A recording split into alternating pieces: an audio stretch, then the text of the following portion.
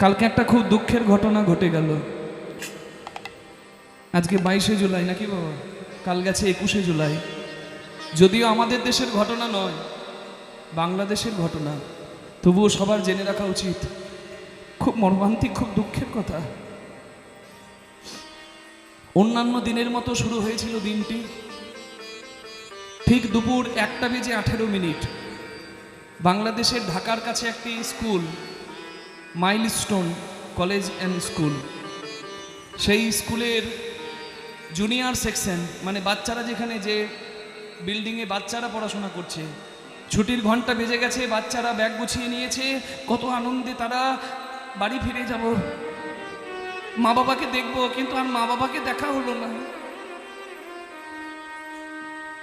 জীবনের শেষ ঘন্টা বেজে গেল। জন্ম আর মৃত্যু, জীবন আর মরণের মাঝে দাঁড়িয়ে গেল একটা লোহার খাঁচা, মানে বিল্ডিং এর রেলিং। সেই রেলিং এর বাইরে বেরিয়ে এলে হয়তো বেঁচে যেত, পারল না। ছোট্ট ছোট্ট নিষ্পাপ শিশুগুলোর প্রাণ চলে গেল। যখন দৃশ্যগুলো দেখছি, স্কুল ড্রেসগুলো নাই এবং চামড়াগুলো ঝুলে ঝুলে পড়ে গেছে, ছুটে ছুটে বেরিয়ে আসছে স্কুল থেকে, ফেসবুকে দেখছি আর আমার বুক ফেটে যাচ্ছে। চিন্তা করুন তো, আপনি বাবা, আপনি মা, ছেলেকে স্কুলে আনতে গেছেন, ভগবান না করুক কখনো যদি এমন ঘটনা শুনতেও হয়, শুননা তো দূরের কথা, কল্পনা একবার এখানে বসে করুন, বুকটা ফেটে যাবে। বাবা মারা বাইরে অপেক্ষা করছে, কিন্তু ছেলের আর আশা হলো না, ফেরা হলো না। 1:18 দুপুর বেলা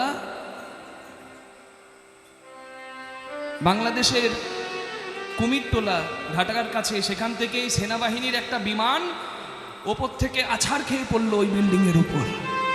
নিমেষের মধ্যে ধোঁয়া ধোঁয়া হয়ে গেল। অগ্নিশয্যায় সুসজ্জিত হয়ে গেল চারিদিকে আগুন আর ধোঁয়া, আর সেই ধোঁয়ার মাঝে চিৎকার, শিশুদের আত্মনাদ। জীবন কতটা অনিশ্চিত। আমি বললাম কর্মসূত্রে সবাই বাধা। বলুন, এই জন্মে অনেক শিশুর প্রাণ গেল, যাদের এখনো জ্ঞান হয়নি ঠিক আর ভুলের, তারাও তো চলে গেল। আসলে কর্মফলে এ জন্মের নাই বা হলো, কৃত কর্মের ফলে সবাইকে আসা যাওয়া করতে হয় বাবা। এটা মেনে নেওয়া খুব কষ্টের।